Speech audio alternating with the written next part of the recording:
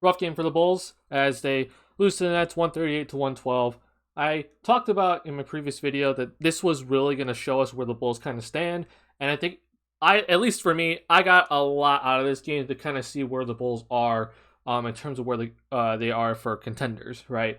So this, I think, answered a lot of my questions, and I'm happy about it. So we're going to talk about that in this video, break down at least one play, kind of show you what's kind of going wrong recently with the Bulls defense, and just honestly talk about does this Bulls team need to make a trade to become legit contenders. But before we get into all, make sure you hit that like button if you're new to the channel, hit that subscribe button. Welcome back to TheSlamDuncan YouTube channel as the Bulls had a really rough game, unfortunately. Honestly, I just want to say rough half, because the Bulls going into the halftime, it was a 62 to 60 game. It was a 2-point game. The Bulls were right there. But throughout the entire game, the defense for the Bulls was atrocious, and I'm not very happy about it. In that third quarter, we just saw the Nets absolutely just go off. They hit so many shots. It didn't matter if you were contesting them or not. But I think the story of this game, without a doubt, man, is just the Bulls fouled so much this game, including jump shooters. You can't do that, especially against this Brooklyn Nets team that now has their big three together. And I know a lot of people are kind of questioning the Nets because they've been losing to some good teams. They've lost, I think, 5 of their last 7 coming into this game. Like, yeah, there are some question marks around this Nets team, but that big three is no joke. So you need to come in and absolutely take care of business, and the Bulls did not do that tonight. That second half, man, the Bulls offense couldn't get anywhere. We saw the Nets all of a sudden turn up their defense, which we really haven't seen much from when the Bulls have played the Nets, at least. We haven't really seen much defense from the Nets. So that was definitely new to see. And it's not like they had one of their best defenders in Nick Claxton. Nick Claxton was out tonight. So it was interesting to watch that happen. And the Bulls offense just absolutely went to poop. That's all we can really say about it. I'm seeing a lot of people hating on Zach LaVine for some odd reason. I actually think DeMar DeRozan's shot selection was far worse than Zach LaVine's tonight. So if you want to talk about shot selection, I think DeMar DeRozan, you need to go after him first before you go after Zach. I thought Zach did a good job tonight, actually. But then once the entire offense just went to absolute crap, then the Bulls were basically asking, hey, we need a bucket. And, the Nets all of a sudden, they just stopped the Bulls from scoring like 10 straight possessions. So if you want to talk about shot selection, I'm actually looking at DeMar DeRozan first as having poor shot selection. Also defensively, I saw someone on Twitter say Zach's defense was horrible in this game. I thought Zach's defense was just fine. I thought DeRozan was the one that wasn't actually defending at all. I mean, there was a shot where Harden took a step back three. DeRozan didn't even put up a hand to contest it. So again, want to talk about defense? Let's look at the other guy here. Let's just not always blame a loss on Zach, okay? But let's just show you a couple things here. As you can see in the box score, it was really just James Harden and Kevin Durant. Kyrie Irving only had 9 points, but he was still pretty effective on the offensive end. I'll explain why in a second here. Patty Mills, we just could not find him for some odd reason. I don't know what was going on, and this is on the entire team, but it just seemed like no matter what happened, the Bulls just, for some odd reason, lost Patty Mills, and he hit 6 for 8 from 3-point range. That is inexcusable. There are guys that you can let shoot the three. Like, for example, if you're the Bulls, you want Kessler Edwards to be shooting the 3 ball. Give up a wide-open 3. I know you have to guard 3 future Hall of Famers on this Nets team all at once. That is extremely difficult to do. But if you want a guy on the court for the Nets to take a shot, it's this dude right here. And he put up 8 shots. But honestly, I thought we could have forced him to shoot more tonight. Day'Ron Sharpe was just absolutely just phenomenal for them. Look at his box score here. But I thought he did a really good job on Vucevic tonight, so props to him. But the Bulls, just for some odd reason, we let the 3-point shooters get open, specifically Patty Mills. You cannot let Patty Mills get open. James Harden was wide open multiple times tonight from 3-point range. I'm going to show you why that is in a second here. But for the Bulls, I mean, you look at what happened here. Like, I think LaVine had 17 in going into the halftime. Finished with 22. DeRozan, I think, had 15. I'm not really sure, but it just is like neither of these guys were getting open because you saw the Nets. They were really blitzing these 2 guys at the top of the key, so we were forced to give up the ball. And unfortunately, Derrick Jones Jr. goes out early, so now you're forcing McKinney. So like basically, the Nets did what I wanted the Bulls to do tonight. Like they the Nets forced the Bulls to give it to McKinney and have him make decisions with the basketball. He shot it 10 times, 2 for 10. He had 3 turnovers tonight. See, that's what you want to do. But the Bulls didn't do that against the Nets. The Nets did against us, and unfortunately Derrick Jones Jr. is out. He went out early. We don't have Caruso. We don't have Javonte Green. So we're forcing McKinney in a really tough spot here. He hasn't really played the 4 all year.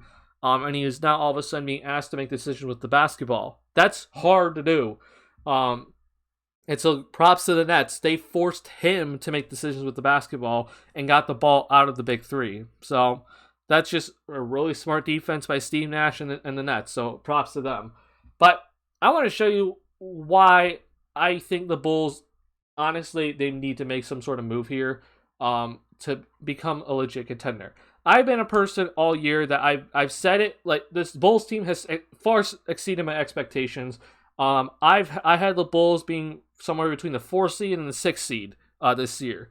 I did not think that they would be any higher because I thought the Milwaukee Bucks, the Brooklyn Nets, and the Miami Heat were the 3 teams that were better than this Bulls team. Now, I didn't know where Philly was going to stand, and I still don't know where Philly's going to stand because of the Ben Simmons situation, but I am actually comfortable putting this Bulls team ahead of the Philadelphia 76ers right now in terms of, like, contending and ranking, right? I would trust this Bulls team more over the 76ers because of the Ben Simmons situation. I would also say that I think this Bulls team is, like, right with the Miami Heat. The one game where both teams had like every single player healthy, the Bulls lost by 3 points. And I thought that Bulls team didn't have their chemistry 100% down yet. So I want to see the Bulls face the Heat again because I think the Bulls team can definitely hang with the Heat. But when it comes to Bucks and the Nets right now, I don't think this Bulls team is better than those 2 teams. Now, I know we beat the Nets twice already this year, and we have the tiebreaker now. But this Nets team, now that they have Kyrie Irving, is a completely different team now. I actually would take this Bulls team over that Nets team without Kyrie Irving because you saw what would happen is that it's either KD or Harden on the floor at once, but that's much easier to guard when there's only one guy out there, right? But when you now have those 3 guys out there to start the game, but then you always have at least 2 of that big 3 out there, it becomes extremely difficult to guard this Nets team. And if they're really putting in the work defensively, I don't know if anybody's beating this Nets team. So that's where I'm saying now, like, because this Nets team is officially almost 100%, and more importantly, they have their big 3 together, I'm saying this Bulls team is not there. I don't think this Bulls team is better than this Nets team. And I know people would be like, you're freaking out over one game, but I've held this stance since the beginning of the season, and I'm sticking with it. Unless this Bulls team makes a trade for a better forward in that starting lineup, this Bulls team is not going anywhere. Unfortunately, or not getting past the Bucks and the Nets, in my opinion. So, that's the unfortunate reality right now, and I think this game honestly confirmed it. Now, when I say a better forward, I'm not trying to say, like, hey, we need to get Jeremy Grant or hey, Harrison Barnes. I know those guys are great, and I know a lot of people want Patrick Williams to be on this team, but I'm going to show you why that we need a better forward on this team, and it's not just to guard Kevin Durant and Giannis. It's just to up this defense as a whole. Like, forget guarding Giannis and KD right now. Just think right now. I think this Bulls team has multiple defensive guards that are stellar on defense. Alex Caruso, Lonzo Ball, Javonte Green. But we've asked Javonte Green to guard forwards all year, and he's 6'4". He came into this league as a shooting guard, and I just think overall, forget KD and Giannis. Don't even worry about that. I just think that this Bulls team needs to up their defense at that forward position. Because, I mean, think about it. Kyle Kuzma gave us the work in both those games against Washington. I mean, Cam Reddish gave us the work in that game, in one of the games when we faced the Atlanta Hawks. Julius Randle absolutely has 2 30-point games against us, even though we beat the Knicks twice. It's just, overall, you just see that this Bulls team needs a better defensive forward, and just in general. Forget KD and Giannis. They just need a better forward in general. And what this causes a problem is when you face a guy like Kevin Durant, you saw what the Bulls had to do tonight, especially when Derrick Jones Jr. went out. Billy Donovan even talked at his press conference that he thought that we were playing extremely small at that forward position, and he said that because of that, we can't just let Kevin Durant isolate on whoever's guarding them. We need to come double. And the Bulls were doubling Kevin Durant immediately. I mean, right when he caught the ball in the post, it was immediate double team. And that's why James Harden, Kyrie Irving, Patty Mills, they got all these threes wide open tonight. I'm going to show you one play right here. You see, now we have Lonzo guarding Kevin Durant, who's right now the best defender with Alex Caruso out. And you see here what the Bulls were trying to do. Now, you see Levine come on over to double team. I honestly think that it probably should have been Io, but if Io leaves Patty Mills, then there's a three for Patty Mills. It's like, that's the problem right now. So, and as you can see right here, this is just simple, man. It's just a simple, Levine came over off Harden to double because Lonzo, while he's a great defender, he can't stop Kevin Durant one-on-one, and it leads to a Harden three because Levine came over. Then it's just simple basketball, right? But the Bulls need a guy that they can trust enough to at least just not have to come down and double Kevin Durant right off the bat. I understand that there is no stopping KD. You can never stop KD.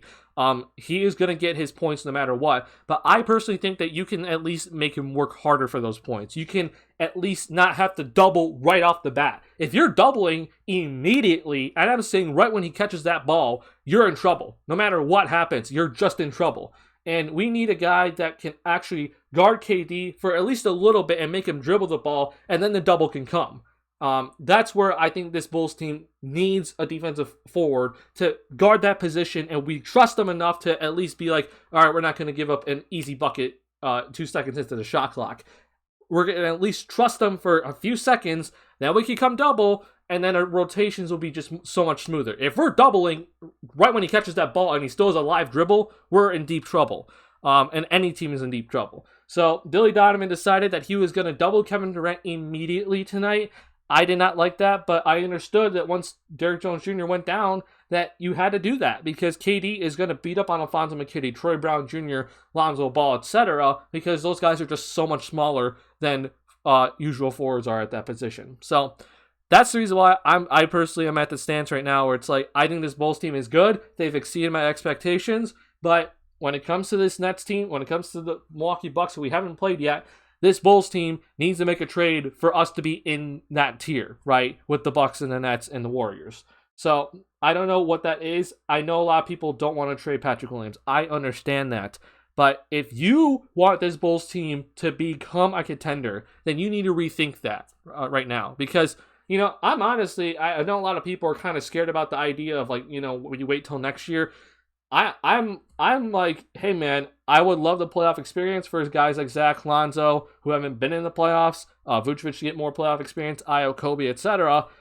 We probably get to the second round, and who knows, we can potentially get to Eastern Conference Finals, and then we end up losing there, and then we go into the offseason, get better players, because we know AK can work his magic, and then we come back the next year, and then we're serious contenders. I won't be opposed to that at all, but I see a lot of Bulls fans are saying, hey, we can't do that. The time is now. And if you think the time is now, then you need to be willing to give up Patrick Williams. Because Patrick Williams, I know we don't know about his injury and we don't know if he can come back this year, but you need to start thinking, is Patrick Williams, even if he is available for the playoffs, is he really going to give us any quality minutes? No. So if you're serious about this season, you need to be willing to give up Patrick Williams. So I'm going to let AK decide on that. I personally, I'm looking at guys that could potentially, come on over. I'll make a video on that later for the Bulls to make a trade and upgrade that forward position. But I just overall think that this Bulls team, they need to upgrade the forward position. Again, forget the whole KD and Giannis worry.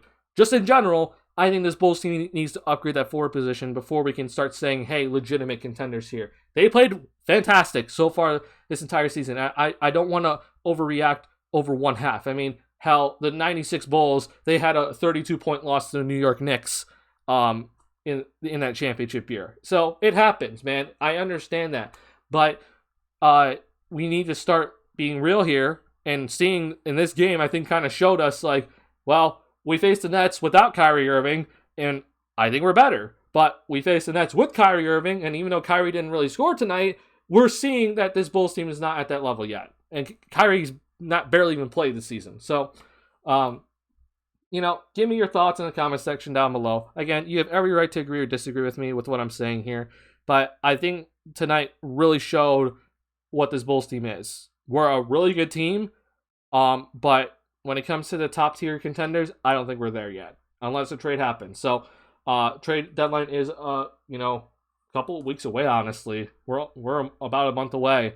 So we'll see what happens there. And if AK decides if he wants to go for it all this season, and I'll be fine with whatever decision he makes. If he decides that, you know what, we can wait till next year, that's fine with me. If he decides if we're gonna go for it all this year, that's fine with me as well. So I'll be interested to see what AK does moving forward. So hope you guys, I guess not even enjoy this video, but hope you guys enjoy this video. Make sure you hit the like button. If you're new to the channel, hit that subscribe button. I'll see you guys in the next one. Peace.